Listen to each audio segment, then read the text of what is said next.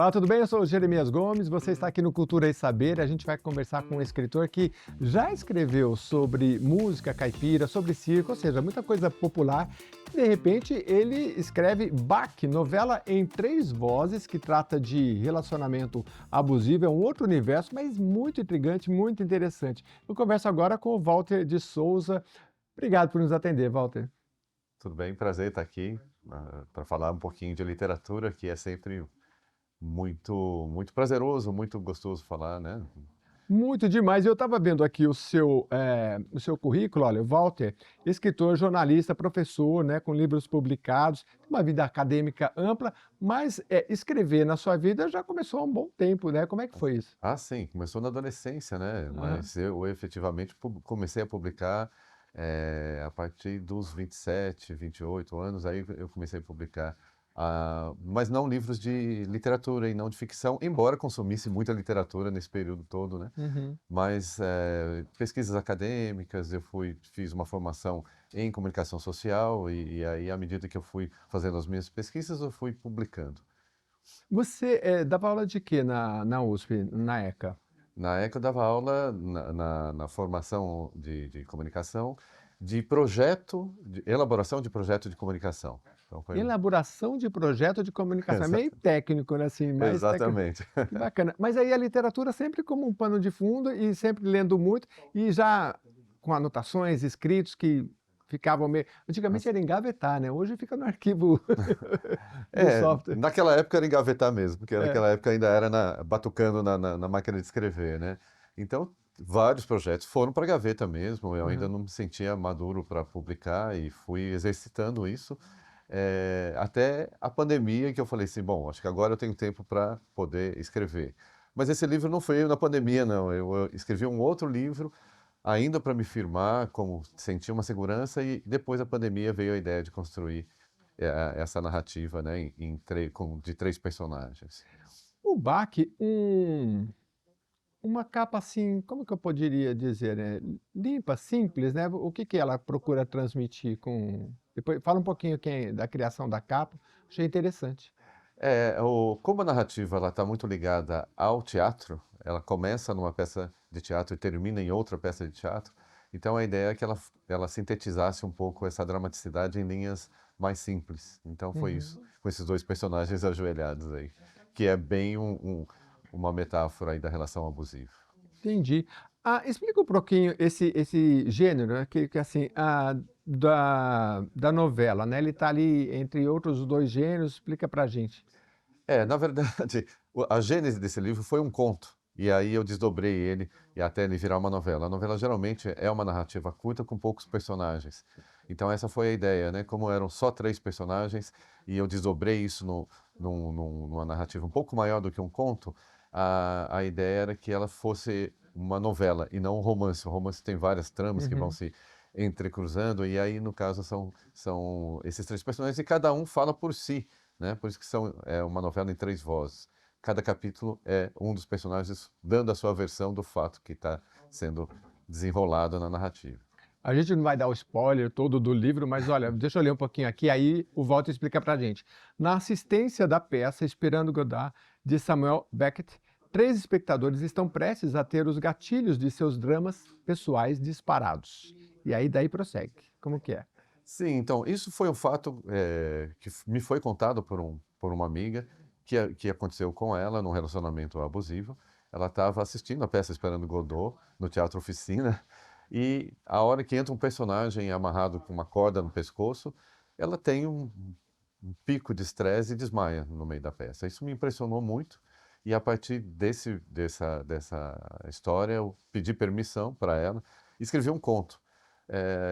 Com a visão dos 2 personagens envolvidos e de uma terceira personagem feminina, que seria alguém da plateia que testemunhou esse evento. Então é baseado em fatos reais. É uma É, ficção baseada, acho que praticamente toda quase ficção se baseia em algum algo evento que você que você desdobra, né? puxa, né? É. É. E aí a ideia é que eu gostei do desenrolar da construção desse conto em 3 vozes, e eu falei, então vou fazer antes do baque e depois do baque. Então todo mundo vai acompanhar como é que chegou a esse evento crítico, que foi o baque, e de que forma ele se desenrolou depois desse evento. Então foi essa a estrutura Mas do conta romance. mais a história aqui, porque eu li um pouquinho, porque tem uma professora, não sei o que, Isso. que tem o ex-namorado e tal, né? Dá para desenrolar um pouquinho mais sem a Sim, gente dar sim. todo o spoiler? É uma professora de literatura que Aham. tem um namorado que foi um ex-aluno, né? E há uma relação abusiva. E na plateia existe uma outra pessoa, uma moça mais jovem, que também tem uma certa dificuldade de relacionamento por conta dela ter uma anomalia que é a amnésia alcoólica. Toda vez que ela bebe, ela se envolve, se relaciona e depois ela se esquece. Então aí eu faço meio que um espelhamento entre as personagens femininas e como ponto de equilíbrio aí, se é que pode chamar de equilíbrio, é o abusador, que é esse namorado. Não é um triângulo amoroso, mas nas relações elas acabam triangulando, né? Essas relações abusivas são trianguladas entre esses três personagens. E as três vozes são essas, são a Então, professora, a professora, o pois ex-aluno não? e essa moça, que é uma pessoa ainda que tem um filho de um casamento que não deu certo, que ela queria sozinha e que tenta se colocar no mundo. E nesse evento do baque, ela se coloca na posição da pessoa que desmaiou. Uhum. Inclusive sentando na mesma poltrona. E aí ela meio que mimetiza essa outra personagem. E é aí que começa a narrativa. Não é Uhum. spoiler, é só o ponto de partida. Não, não, mas eu, pouco que ele está me falando aqui, realmente é muito envolvente, né? E não sei, me soa como alguma coisa assim muito concreta, né? Essa coisa de você colocar a pessoa ali sentada e a partir de uma história real é muito interessante. Ah, eu queria que você falasse um pouco também, então, dessa sua inspiração também dos livros que você. Aliás, deixa eu refazer. Você é um pesquisador. Você, nesse livro, você fez uma pesquisa sobre abuso, sobre para ter uma ideia, ou como é que você seguiu? No momento que eu escrevi esse livro, eu estava estudando, pesquisando bastante sobre psicanálise. Certo. Porque havia a intenção de eu começar um curso. De fato, isso aconteceu, eu ainda estou cursando psicanálise. Mas ainda não levei efetivamente a psicanálise para o livro, porque eu ainda não dominava. Ah, Mas serviu, dentro da minha pesquisa, na construção, né, dos personagens, coisa e tal, muita coisa da psicanálise e muita coisa de depoimentos de pessoas, tanto na internet como de amigas minhas que testemunharam sobre abusos em relacionamentos. E aí uhum. eu fui construindo essas personas, principalmente das femininas. Da masculina foi mais difícil, porque você não encontra um abusador disposto a contar como é que é o abuso. Eu tive que pesquisar bastante e confrontar a minha condição masculina, né? Porque muitas vezes eu estava construindo um personagem e eu me deparava, falei, será que eu já fiz isso alguma vez? Será que eu já fui abusador alguma vez? É óbvio que dentro de uma construção de personalidade, você tem, e dentro de um contexto masculinizado, você acaba tendo, nessa formação, alguns lampejos de abuso, né? E aí você começa a descobrir. Então, na construção desses personagens também foi um mergulho interior para eu repensar a minha masculinidade, né? Uhum. Quer dizer, eu não quero ser esse personagem, então eu É. É muito vou difícil se entender isso. colocar no lugar do outro, né. Eu me lembro de um colega que a gente discutia sobre isso, né, e assim, é difícil uma mulher quando ela é não necessariamente abusada, mas ela está na rua e alguém ou olha de uma forma mais expressiva, e ele falava assim: "Ah, eu não gosto, eu sou heterossexual, não gosto que o homossexual me olhe assim". Eu falei: "Pois é mais ou menos isso que guardando as proporções, que talvez uma mulher sinta quando o homem olha com um olhar mais agressivo ou vai, né. Então, assim, é difícil você se colocar, mas existem algumas situações que você consegue identificar mais ou menos o que uma pessoa passa, né. Isso é muito interessante. E o que que no livro você, descobriu em relação a essa questão do abuso? Porque esse dia eu vi um vídeo, eu achei muito interessante. Dizia o seguinte: o mesmo o abuso, ele está no mesmo ambiente da muitas vezes daquela pessoa que te dá amor, que te dá recurso. Então é, às vezes, uma relação próxima é difícil, né. Nem sempre ele é agressivo, né? Nem sempre ele é alguém que chega e chega para uma mulher e dá uma cantada explícita e que Uhum, acaba sendo abusivo. Muitas vezes é um relacionamento que acontece naturalmente e no decorrer da relação é que vai vão aparecendo esses traços abusivos, né? No caso da história do livro é exatamente isso. São traços abusivos que vão aparecendo e que a personagem feminina ela vai se anulando enquanto profissional, enquanto personalidade, né? Dentro das suas relações com os filhos, com a família. Então, é exatamente esses melindres que vão aparecendo muito lentamente que eu tento contar no livro, principalmente na parte que antecede esse evento crítico, que é o baque, né? E o desenrolar depois é como sair desse relacionamento abusivo, que também é outra questão complicada, porque geralmente esse relacionamento abusivo ele gera uma codependência, né? Da outra parte. Então, Uhum. para sair disso também é um processo complicado. Então, por isso que a minha ideia de colocar o antes e o depois, porque são dois processos distintos. Você quis gerar alguma reação no leitor ou você teve algum feedback que foi mais ou menos o que você pensou? Fala um pouco dos feedbacks que você já teve do livro. Sim, muitos leitores, principalmente amigos, né, eles sempre dão o feedback que vai alimentando a gente, ou estimulando ou desestimulando, mas no meu caso, felizmente, foi de estímulo, né? De fato, eles reconheceram nessa construção experiências que já viveram na vida, né? Eu tenho 61 anos, eu acho que grande parte dos meus amigos já tiveram uma experiência grande de vida, e as amigas também, porque foram elas que me alimentaram muito nessa construção dos personagens, eh, confirmaram que, de fato, tá ali na narrativa essas nuances que vão aparecendo nessas relações abusivas. Isso, para mim, é uma satisfação porque eu percebo que na construção eu fui bem fiel ao que acontece e, ao mesmo tempo, a partir dessa fidelidade, eu consegui construir uma narrativa em que as pessoas conseguem chegar até o final do livro, conseguem chegar até o final da história. Muito interessante. Deixa eu ler um trechinho aqui, né? Eu sempre faço alguma coisinha aqui. Às vezes pego algum trecho aleatório, mas só para você ter um pouquinho do tipo de linguagem que o autor usa. Cunhada, triângulo escaleno. Cunhada, fico feliz que tenha ligado. Não é sempre que a ex-mulher consegue manter amizade com sua ex-cunhada. Tá bom, retiro a ex. Sempre será minha amiga. Não, não, não precisa agradecer. Para mim é natural aceitar a sua escolha sexual. Seu irmão, o pai dos meus filhos, jamais conseguiu engolir essa verdade e por aí vai. Eu gostei, uma coisa, parece já uma discussão ali, né, de Fábio de... Como ele é todo em primeira voz, né, a Aham. narrativa é sempre em primeira voz, então ela fica mais coloquial, né, É. apesar de... e aí você vai inserindo outros personagens como ouvintes, né? Então, Uhum.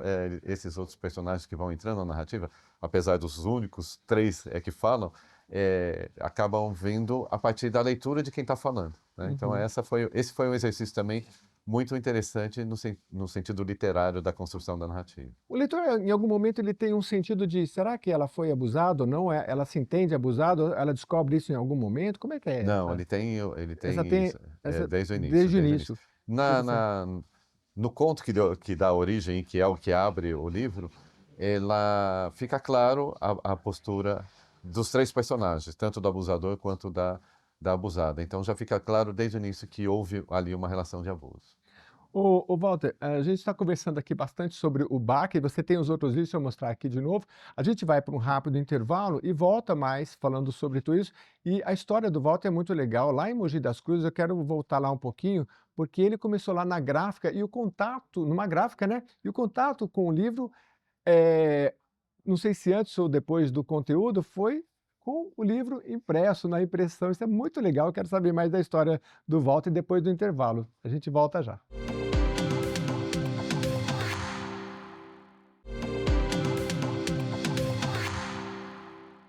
Estamos de volta no Cultura e Saber, conversando com o Walter de Souza, que tem esse livro aqui. Olha que capa interessante, ele já falou aqui no primeiro bloco, né? Baque, baque, porque no livro tem justamente um momento que é um baque, né? Que ele já contou aqui pra gente. Muito interessante, mas eu prometi no primeiro bloco, e para responder agora no segundo, um pouco mais da história do Walter, porque você começou numa gráfica, né? Isso deve ter te marcado muito, porque antes do conteúdo veio o contato com o livro, né? Quando eu estava com 15 anos, eu decidi trabalhar numa gráfica porque eu queria ter justamente o contato de como se produzia um livro, né? Eu Ah, achava que isso era importante até para minha formação como futuro escritor. Então eu fui, tinha um amigo de escola, no ensino médio, ele me ofereceu, olha, meu pai tem uma gráfica, você quer trabalhar lá? Eu falei, "Ah, é isso que eu estou procurando." E foi aí que eu comecei a ter esse contato com a impressão antes de fato, escrever, né? Nossa, que bacana. E lá da gráfica em Mogi das Cruzes, né? Vai, Isso. aí você já ganhou, posso dizer o mundo, né? Porque você passou pela Isto É, acho que Folha de São Paulo também. Conta um pouquinho dessa passagem aí como jornalista. Trabalhei em vários veículos que não existem mais. Gazeta Mercantil, Isto É, Revista Manchete, todos esses Gazeta Mercantil, acabaram. que se eu não me engano tem alguma coisa na gênese da emissora Gazeta, eu posso estar enganado, enfim, mas que, pô, Gazeta Mercantil, um grande jornal, né? Sim, foi um grande jornal, era, Da era economia referência é o nosso valor econômico, É, talvez hoje, né? exatamente, E outros grandes, entendi. exatamente. E aí essa experiência no jornalismo foi intensa, foram 22 anos em redações, né? E, e aí começa a criar uma certa preocupação. Eu estou escrevendo reportagens, não estou Ah, escrevendo literatura. O meu propósito inicial era escrever literatura, mas é um caminho é. de exercício diário da escrita para você chegar à literatura. Então, esses 22 anos foram muito importantes no sentido de me darem essa intimidade com a escrita diária, que é Uhum. necessário para quem quer ser um dia um autor literário. E é muito interessante a sua história como pesquisador, a questão do circo, né?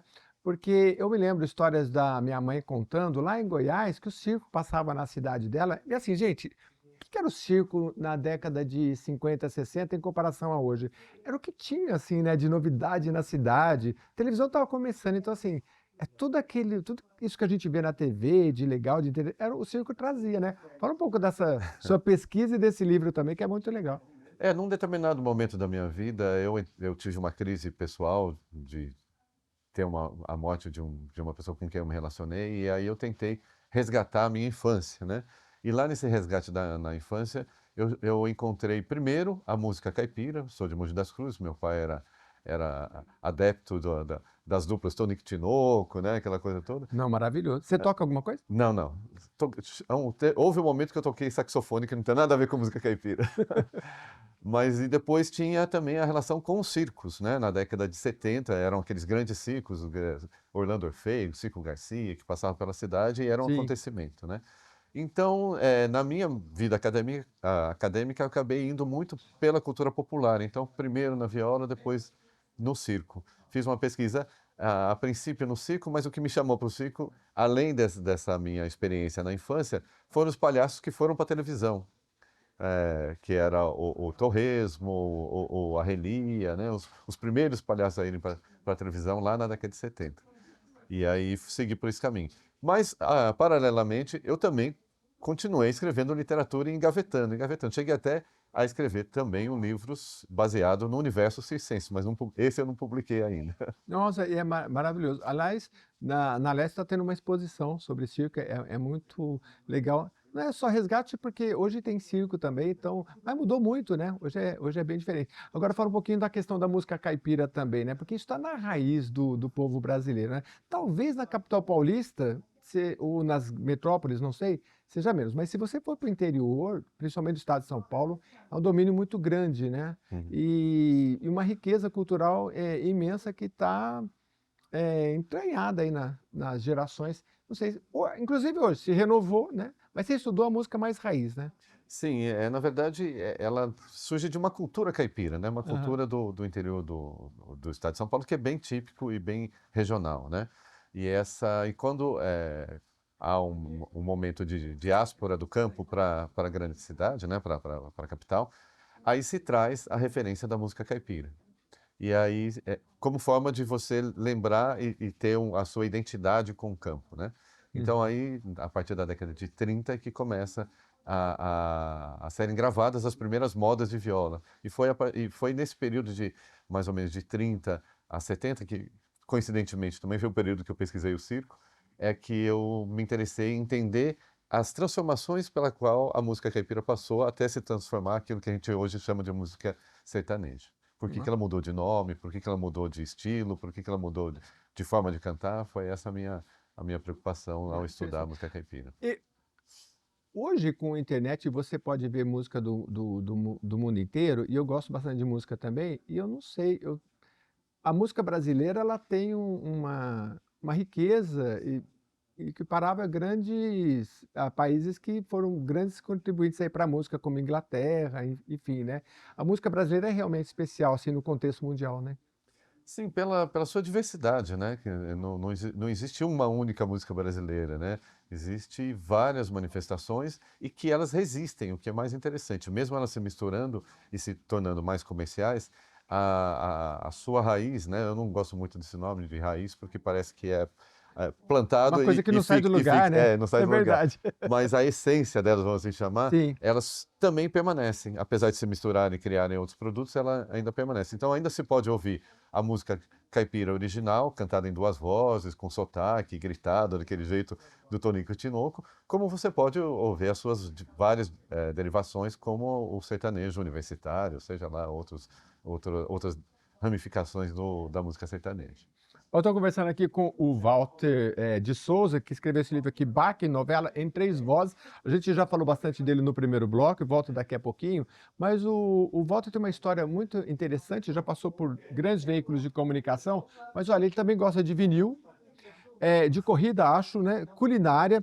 De repente passa pela sua cabeça, eu preciso escrever um pouco sobre culinária, sobre todo esse universo que você trabalha do vinil, enfim, né? Dá vontade de escrever sobre tudo, né? Mas tem que canalizar, né? Essa coisa da culinária é interessante, porque quando eu me formei em comunicação, eu fui trabalhar na revista Isto É. E logo na sequência, eu fiquei poucos meses na Isto É, porque ela foi vendida, eu ainda era, a Isto É pertencia à Gazeta Mercantil, depois ela foi vendida, Ah, e eu fiquei na revista Gourmet Internacional, que é uma revista que existiu, que se dedicava fizeram você a... fazer matéria de café lá, alguma coisa assim, né? Ah, fiz vários, e com os chefes, né? Naquele É. período, nós estamos falando em 1990, estavam chegando os grandes chefes, né? Claude Ah. Troisgros, o Máximo era o grande restaurante de São Paulo, e eu tive a oportunidade de entrevistar essas pessoas, obviamente, fui pegando gosto por cozinhar também, então foi uma entrada aí via Que o jornalismo chefe também. parece. Eu já entrevistei um chefe. Aliás, é engraçado que eu fui no evento, o chefe não fala é difícil ele falar, tal. Existe um ritual em torno do chefe? Por que será isso? É interessante, não tem? Você percebe isso ou Olha, não? não sei, na época que eu trabalhei muito relacionado, eles eram muito Muito receptivos, era receptivo? muito, Ah. mesmo Quem foi porque o que eu entrevistei, então? é, na época eles estavam chegando aqui no Brasil, né? Ah, Então, o Emmanuel Bassolé, o Claude Troisgros, então eles aham. estavam ainda conhecendo a cultura, né? Então eles eram muito receptivos. Não sei como é que eles ficaram depois, mas e tinha bons chefes também brasileiros, principalmente aqueles que foram estudar fora e trouxeram também essa cultura Mas da para alta. ir, para além da literatura, você gosta de cozinhar também? Gosto também. Ah, gosto de cozinhar também. É o meu Não. principal divertimento. Ah, é? Mas parece que você é vegano, não?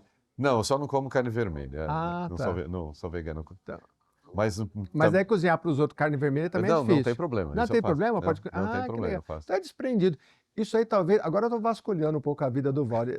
Isso aí talvez venha um pouco da sua influência dos monges tibetanos, né? Aí fala um pouco dessa sua aproximação aí com esse lado seu, talvez de meditação, enfim, e como é que isso influencia na sua escrita. Interessante, eu fui para o budismo tibetano à procura não de uma religião, mas sim de um código ético, né? Uhum. O modelo, uma filosofia de vida. E foi isso que eu encontrei lá. E naquele momento eu também comecei a meditar e foi uma coisa que me acalmou bastante. Eu era muito ansioso até então, isso foi por volta dos 30 e poucos anos, depois. Eu sou já até hoje, então Então, não me curei ainda. e aí eu comecei a meditar e isso me ajudou bastante. Mas a escrita, eu tive uma outra experiência bem interessante que eu gostaria de contar. Na pandemia, eu estava lá, eu fiquei em São Vicente, né, no litoral paulista. Uhum. E aí eu nunca tive curiosidade em correr. E aí eu falei, será que vai dar certo? Eu nunca gostei. A minha filha me mandou um livro do Haruki Murakami chamado Do que Falo Quando Falo em Correr. E aí ele relaciona a corrida com a escrita. Ah, é? Eu falei, puxa, que interessante. Comecei a correr e comecei a perceber que quando eu voltava da corrida, eu voltava cheio de ideias. Eu tomava banho rapidinho para sentar e começar a escrever as ideias que eu tinha para aquela narrativa que eu estava desenvolvendo. E você É um tipo de acredita isso meditação. aqui? Correr É é um um tipo de meditação, é né? um Você limpa a porque mente, né? você concentra tem as endorfinas na corrida, então aquilo estimula a criatividade. E eu achei uma outra forma de aliar essa coisa da meditação com uma atividade física e com a escrita, olha Isso só. é muito interessante, porque quando as pessoas me perguntam assim, mas por que meditar, né? Geralmente o que vem à cabeça da pessoa é, quanto mais eu pensar e for agitado, melhor, mais ideias vão vir. E você está dando um testemunho que não é, né? Que você tem que meio que limpar o ambiente, as impurezas têm que descer tudo, aí fica tudo limpo e fica mais claro para ter Isso. Ter ideias. concentração, ter foco, né? Voltava da, Tirar os ruídos, tirar os ruídos. voltava da corrida com ideias. Mas aí tem que anotar rápido, né? Então, eu sentava no computador, já anotava as ideias para depois desenvolver, né? Porque não dá para Uhum. você já. Então, Quem acompanha você, o Walter, com o BAC, novela Em Três Vozes, que a gente está caminhando para o final, quero terminar mais um pouquinho com o livro, mas tem outras coisas aí no horizonte que você está pensando em escrever ou está escrevendo? sempre tem, né? Essa coisa da polifonia aí, de várias vozes ao mesmo tempo, me estimulou bastante. Eu estou trabalhando, aumentei um pouquinho, agora são 5 vozes. Ah, cinco. Um outro livro, com É um cinco outro vozes. livro. E principalmente que eu começo a tratar do tema do envelhecimento, né? Legal. Da vida em comum entre amigos a partir da terceira idade. Então, estou tentando Nossa. também, nessas 5 vozes, tentar colocar os dilemas dessa. Mas aí quando você está correndo, correndo não sei se dá para pensar muito, mas quando você vai andando, você não fica pensando, ó, no personagem A, no personagem B, porque com 5 vozes é mais difícil, você tem que manter uma coerência, o que um falou, o que o outro falou, o que um pensa, né? Isso é Isso. complicado, né? E nesse romance que que eu tenho trabalhado, ele não acontece alternadamente as vozes, né, nos vários capítulos. São 5 vozes separadas, então eu tenho que ter consciência de que forma elas vão interagir umas com as outras. Como se fossem 5 contos separados, né? Então, Ah, é mas mais ela se difícil. interage, e aí para sustentar isso É. bem complexo, né? Mas é Ah, um exercício. eu queria falar, a gente está caminhando para o final, fica à vontade se você quiser passar uma mensagem para o leitor, mas assim, eu queria saber mais do feedback que as pessoas, amigos já leram, né? Teve alguma coisa engraçada, interessante, você parou para pensar? Muita identificação, né? É? Muita gente identificou com histórias que já passou, Uhum. isso me deixa satisfeito, porque eu acho que uma das missões de quem escreve é tocar quem está lendo, né? Embora cada um faça a sua leitura, faça a sua interpretação, e isso também entra nessa ideia da polifonia, né? Tanto escrever tem que ser polifônico, quanto ler também tem que ser polifônico. Cada um tem a sua visão e a sua leitura, né? A sua forma de entender a história. E isso, para mim, é muito satisfatório quando eu começo a perceber leituras diferentes, percepções diferentes, quando esses meus amigos, essas pessoas que leram o livro, vêm comentar comigo. Isso, para mim, é a máxima realização, porque eu vejo, ninguém entendeu uma história só, cada um entendeu a sua história. A sua identificação, né? É como um perfume que no contato com a pele, para cada um vai ter Exatamente. depois um resultado diferente, né? Ainda dá tempo de falar rapidinho. Você é uma pessoa que viaja muito, né? E aí, como é que são essas viagens aí? E leva na bagagem sempre um computadorzinho para continuar escrevendo? Como é que é isso? Não, geralmente na viagem É só para se eu vou mais divertir. para reunir repertório para escrever depois, Ah, mas dificilmente eu levo o computador para escrever. A escrita para mim tem que ser uma prática diária, rotineira e tem que ter horário para começar, talvez não para terminar, mas tem que ser rotineiro, senão ela não acontece. no mínimo de quanto tempo por dia? Uma hora, meia hora? Por aí, uma É. hora mais ou menos, Aham. aí Logo de manhã. logo de manhã quando eu volto da corrida, lógico. Que maravilha, que aí já vem as ideias. É, Precisa de um pouco de rotina. Eu adoro rotina, viu? O pessoal acha que a rotina é ruim, mas fora de rotina, porque a rotina, dentro da rotina você pode fazer o que você quiser, né? Eu falo sim. assim. Você se disciplinando na rotina, você tem liberdade para fazer o que você quiser. Então, é uma forma de Eu não você. falei aqui, a editora, enfim, mas se você quiser. Editora Carapinhé. Então pronto, tá aqui para finalizar. Walter, obrigado. E nas próximas publicações, por favor, vem aqui no programa para a gente poder falar, tá bom? Obrigado mais uma vez. Obrigado. E a gente vai ficando por aqui no Cultura e Saber. Mande as suas sugestões com os seus livros preferidos, escritores, que a gente vai trazendo aqui. Nosso intuito é esse, de bater um papo, conversar e aprender, né, com todo mundo que vem aqui, poder passar isso para você. Até a próxima edição.